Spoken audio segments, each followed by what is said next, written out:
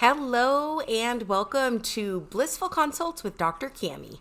We had a lot of questions this month, and this will definitely be an elongated segment because we did have a lot of questions. They were absolutely wonderful questions that spanned a wide array of questions around mental health, relationships. So get ready, it'll be a little bit of a marathon. Let us begin with question number 1 from Mel in Oregon. My wife and I are very different people. I am really emotional and she is more logical. When we disagree or argue, everything gets worse when we talk in person.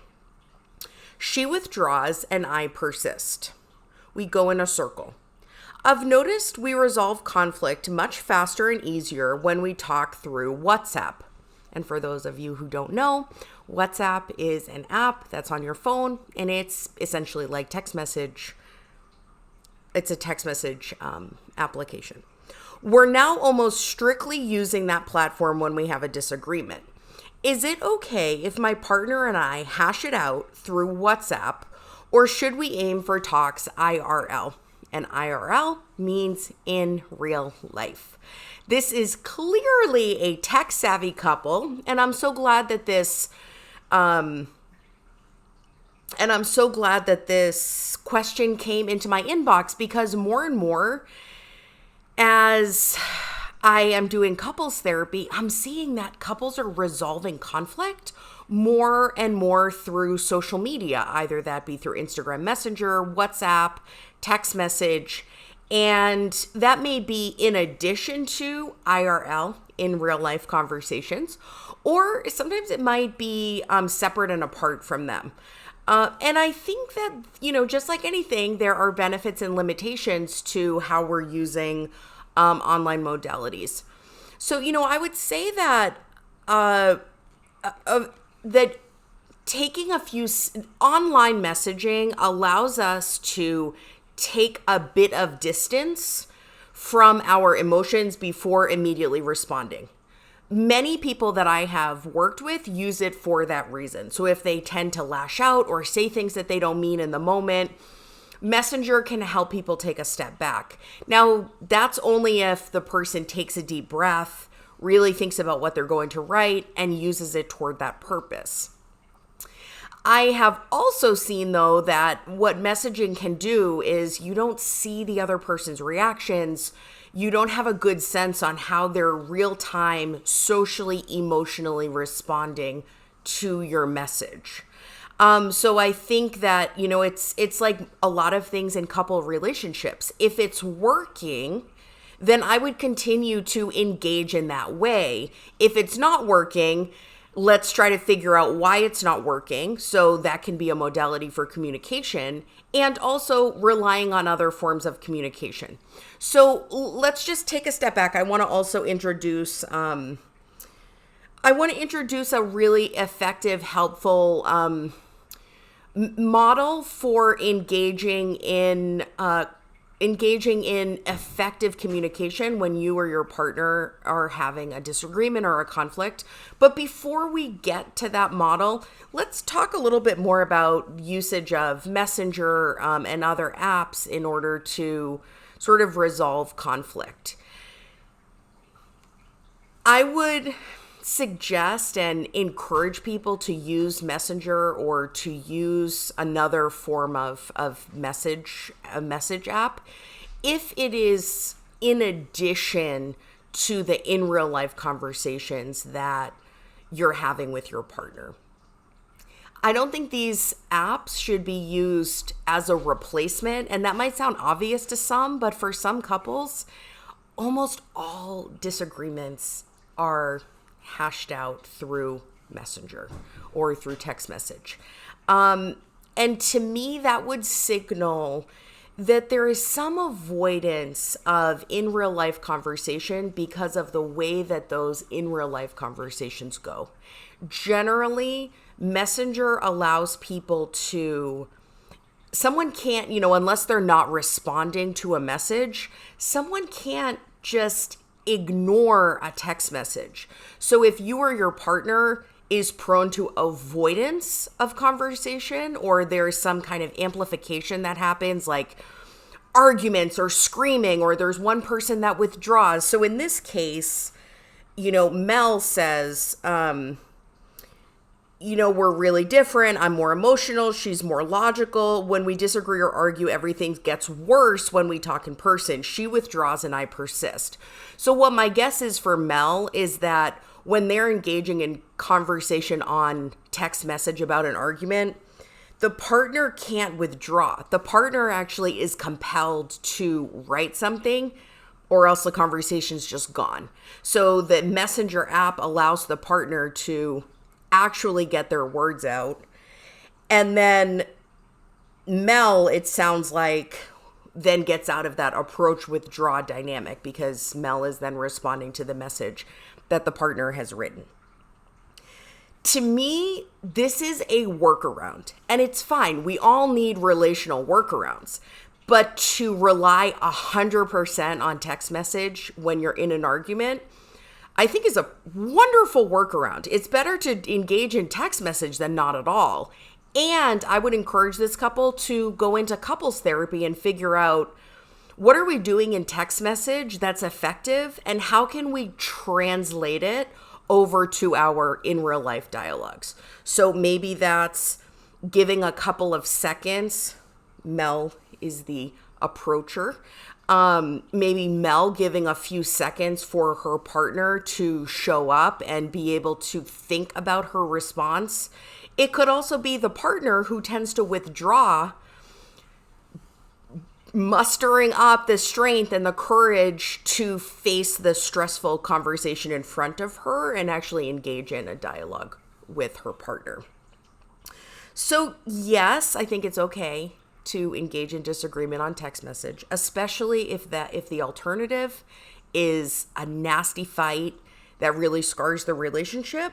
But I don't think it's a good modality 100% of the time, the only way that you engage in arguments or disagreements.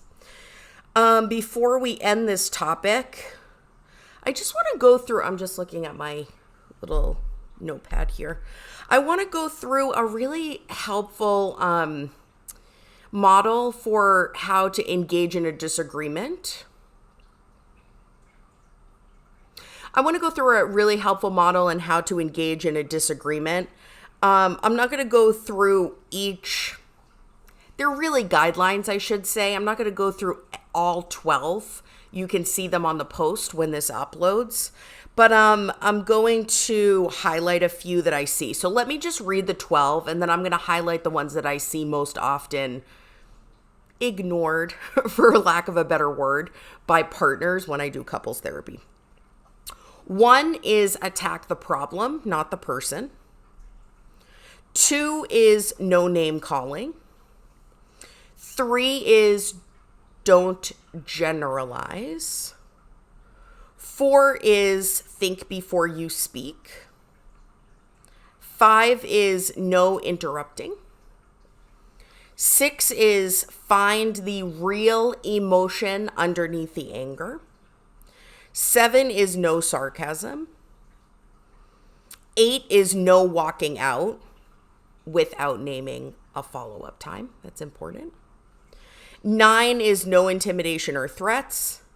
10 is no mind reading. 11 is no blaming or accusing. And 12 is no defensiveness. All right, so attack the person, not the problem. This is one of my favorite ones to talk about in couples therapy, and also to think about in my own relationship too. Sometimes I think we can mesh people's behaviors with their identity. So if your significant other doesn't clean up the kitchen or doesn't take out the trash, that might be translated to you as you're lazy, you don't care. When really, this is a bit extreme. They didn't clean up the kitchen and take out the trash. Generalizing that to a character assassination is just not helpful. And if someone is inherently lazy and doesn't care, there is nothing that they can do about that. If you're saying to someone, you're lazy, you're basically saying this is your character, and then there's really no place for this person to go. So it is helpful to attempt at shifting requests to shift behavior. I want you to take out the trash. I want you to help out around the house by doing this, by doing this, by doing this. Now, good news and bad news, depending on where you are in the request, if you're the requester or the person being requested, the person doesn't always have to meet your request. They can say no. They can say, I don't want to do that, and here's why. And then you get to then respond, well, here's how that lands with me. Here are the implications, et cetera, et cetera. Because the problem is really, I want to live in a cleaner home. And the problem for the other person might be, I want to have autonomy around when I clean the house or when I help tidy up. These are two problems that don't have to be connected to the character of the person. That's one that's really important one. And that's as much a paradigm shift as for all of us as it is a behavior change. It also sort of works the other way, where if our partner is giving us feedback on our behaviors, it can be easy for us to also say, oh, well, you don't like me. You think I'm a bad person. You don't want to be with me anymore. So we can as much project this on, we can internalize this idea as much as project it onto others. All right, let's see. Yes, and this one is just one of the most important and beautiful ones. Find the real emotion beneath the anger. So it's not your responsibility to be your partner's therapist or help them, after they have an uncontrollable rage, to then sit there and have a long conversation about what's underneath your anger. I want to make sure that's not interpreted. This is not interpreted in that way. And also, when someone is angry, when they're short, when they're critical, there is often hurt, sadness, and pain underneath that anger. And so a way to, and this also goes for yourself too. If you find yourself snappy, if you find yourself just feeling with your partner, it is likely that you're feeling hurt underneath there. And you can ask yourself underneath, we'll talk about your partner in a minute, but you can ask yourself when you're feeling angry, when you're feeling edgy, when you're feeling impatient, you can say to yourself, if I had to choose an additional emotion, if I had to look underneath this anger, what would be underneath that anger? And more often than not, it is hurt, feeling slighted, feeling like there's been an infraction against you, feeling disrespected and disregarded. And what our body does is it just says, like, I'm not going to be treated like that. I'm going to fight. Because what is our body going to do? We've already determined that our significant other is hurting us in some way. So our body goes into fight. Our behavior turns into fight. And all of a sudden, the pain that actually invited the fight is sort of ignored or pushed aside. This is also good parenting. These are some good parenting strategies too. So I do a fair amount of work with families, and it's always so interesting to me. A lot of the couples models, the couple theories are also completely applicable to your parent-child relationship too. And so naming that. So if you're angry, if you're just lashing out, you can say, like, I am so pissed at you right now. I also think that I'm really hurt by you. And I'd love if we could figure out why I'm hurt, because I don't want to be pissed. I also don't want to be hurt, but help me out here. And that would be opening up some emotional vulnerability to your partner too. What else? Oh, and how to elicit this from your partner. Let's say they're angry with you for something, or they're, frustrated, they're impatient, they're critical. You can say, like, is there anything else going on here? I'm sorry that, you're angry that I was 15 minutes late to pick up our kid from daycare and we got charged. That was a mistake. I'm really sorry. And also, like, is there anything else? Like, are you hurt about something I did? Does this mean more to you than just the $25 charge that we're going to get from the daycare? The partner is likely to come back and say, like, well, yeah, it's clear, like, you wanted to have kids, but I'm the one who's doing all the caretaking for them. Okay, well, then there you go. Now you're actually having a conversation about the real issue. No sarcasm. I mean, that's one. No sarcasm and no swearing, I take a little bit of an issue with. And frequently when I do couples therapy, I'll sort of ask them in the beginning, what are your rules about, what are your family meanings or narratives about swearing?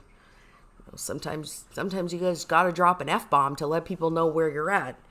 But that's only if that's understood in the relationship.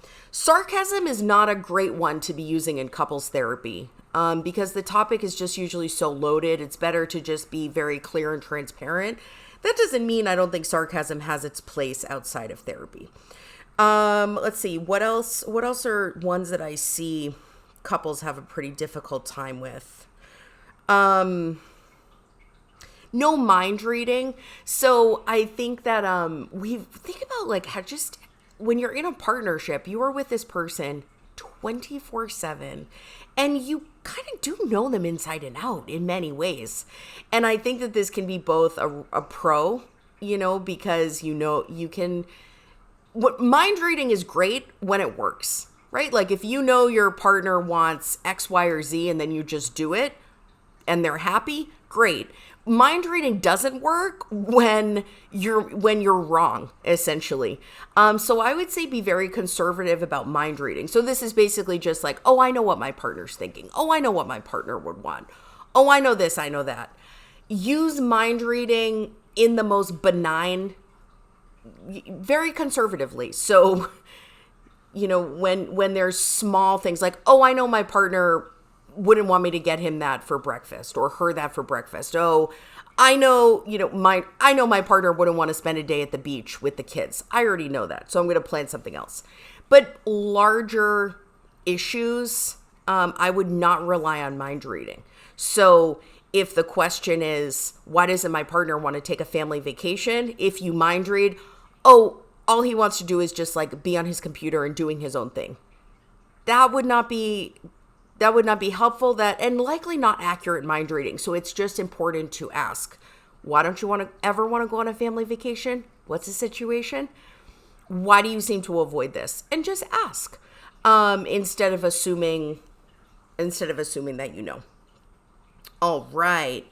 Again, those will be they're not ground rules. They're really guidelines for having difficult conversations with your partner. I'll put those on the post.